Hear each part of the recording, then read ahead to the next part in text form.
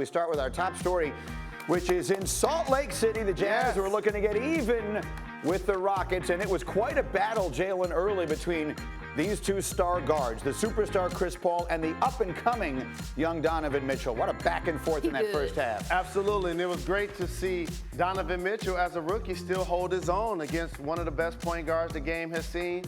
But the identity of Chris Paul is something that has changed. He went from being a pass-first point guard in normal systems that he's played in the past to a score-first point guard that's really terrific and amazing when he gets going. You see them going head-to-head. Mitchell had 13 in the second quarter. Paul shot 5 for 7 with 11 points in the third, on his way to 27 points, 12 boards, and 6 assists on his birthday. That's James Harden with a late drive as Houston was trying to close the door, and then finally they would do so literally on the defensive end. Clint Capella had 5 block shots in the last 3 minutes.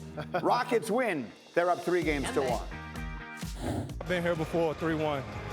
Went bad real quick, you know what I mean? So it is what it is. We just enjoying the process. Want to get home, see my family, you know what I mean?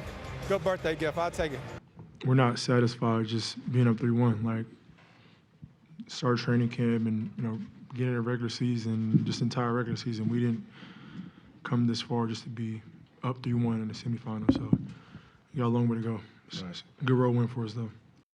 That was not interesting with Chris Paul basically bringing it up so we didn't have to, their history of their failure at this stage. So the question, I guess, is, have you now bought into Houston in a huge way? Whatever doubts you had about Paul and Harden at this stage, are those erased? I mean, no, I don't think any doubt can fully be erased until it is erased by new happenings, and we're not there yet. But I mean, look, this Houston team's been great the whole time. I won't take anything away from them. This Utah team has definitely overachieved as far as anything's concerned, but there's still an obstacle or two to go, so I'm not there yet. No one's surprised that it's going to be the Golden State Warriors versus the Houston Rockets in the conference finals.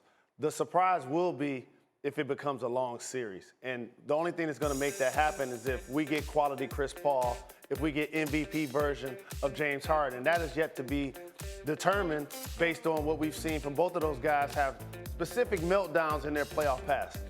But have what you've seen so far convinced you we will see that when the real show gets going in about a week? It has not convinced me. I've seen peaks and valleys from both players. In the previous game, we were talking about Chris Paul had a playoff low of 3 assists.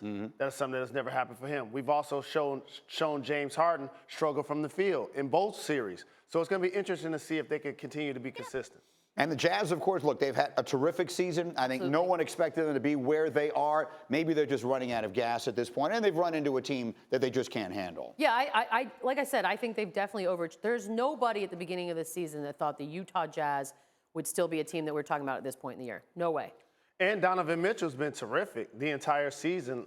And they don't have Ricky Rubio, so now he has a dual responsibility of handling the ball, trying to be a scorer. And he's going against the most dynamic backcourt in the game in James Harden and Chris Paul. Yeah, and it's interesting. You talked at one point earlier on about how there are some teams that will not be satisfied. Their season won't be a success unless they win a championship. And then there are teams like Utah that will go back and say we had ourselves quite a year. Let's take a big number on this. The Rockets have employed a simple strategy offensively against Utah. Paul and Harden have scored or assisted on 75% of the points in this series. So they've been dominant, and that's not all. Houston's defense showing up in a big way. The defensive efficiency ranking second in the playoffs behind only the Golden State Warriors.